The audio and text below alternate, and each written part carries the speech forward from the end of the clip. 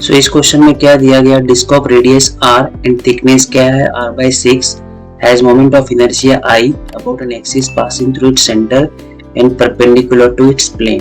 Okay, so disc के centre से जा रहा है and perpendicular to its plane. So आपको ये I लिख के दिया है और बेसिकली फॉर्मूला क्या होता है इस ओरिएंटेशन के लिए हाफ mr², डिस्क के लिए मैं rd लिख देता हूँ। और बोल रहा है कि this disc is melted and recasted into solid sphere.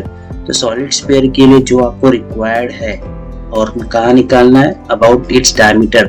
Formula क्या होता है 2/5 mr², इसके लिए मैं rs लिख देता हूँ। सो बेसिकली जब भी हम लोग हमने डिस्क को मेल्ट करके क्या बनाया, स्फीयर बनाया। ओके, स्फीयर बनाया। सो बेसिकली यहाँ पे जो आपका मास एंड वॉल्यूम रहेगा वो क्या रहेगा, सेम रहेगा। So volume of disc equal to volume of sphere.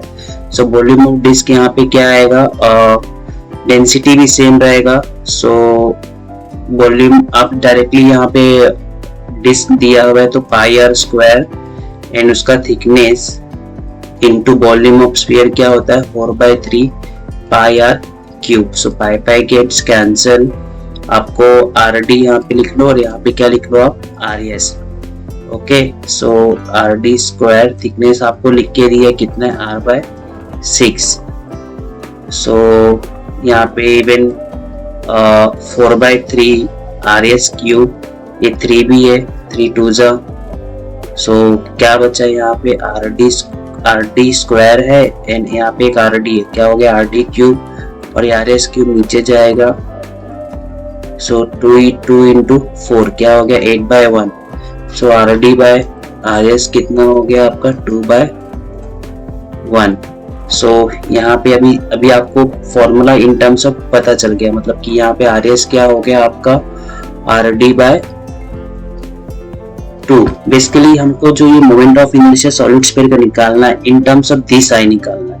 तो यहाँ पे जो भी डेटा है उसको हमको कन्वर्ट करना पड़ेगा। तो मास तो वही रहेगा, बस rs को हम लोग कन्वर्ट कर लेंगे rd/2 में। सो 2/5 m, rs का वैल्यू क्या है rd/2 हमने पुट किया, हमको यहाँ से हाफ निकालना है। ओके, सो 2/5 m rd²/4। तो ये जो पूरा फैक्टर, इसमें से हमने को क्या निकालना है हाफ mrd²। सो ये फैक्टर मैं यहाँ पे सॉल्व कर लेता हूँ। सो क्या बचा आपका 2/5, ये 4 में से एक 2 हम बाहर निकाल लेते और एक 1/2 अंदर रखते, तो mrd², ये जो पूरा फैक्टर क्या हो गया आपका I हो गया। 2 गेट्स कैंसल, 1/5 और यहाँ पे क्या हो गया I। सो आपका आंसर क्या हो गया I/5। सो अगेन मैं एक्सप्लेन कर देता हूँ। सो हमारा डिस्क के टर्म्स में और स्फीयर के टर्म्स में जो भी मोमेंट ऑफ इनर्शिया का फॉर्मूला हमने यहाँ पे लिखा, हमको बोला है कि मेल्ट किया है, डिस्क को मेल्ट करके स्फीयर बनाया, तो मास एंड वॉल्यूम सेम रहेगा। तो हमने वॉल्यूम दोनों का इक्वेट किया और वॉल्यूम जो भी होता है डिस्क का वो पुट किया and volume of sphere put किया, सॉल्व किया, दोनों के रेडियस में रिलेशन निकाला। फिर जो हमको सॉलिड स्फीयर का मोमेंट ऑफ इनर्शिया चाहिए in terms of this disc के मोमेंट ऑफ इनर्शिया के टर्म्स में।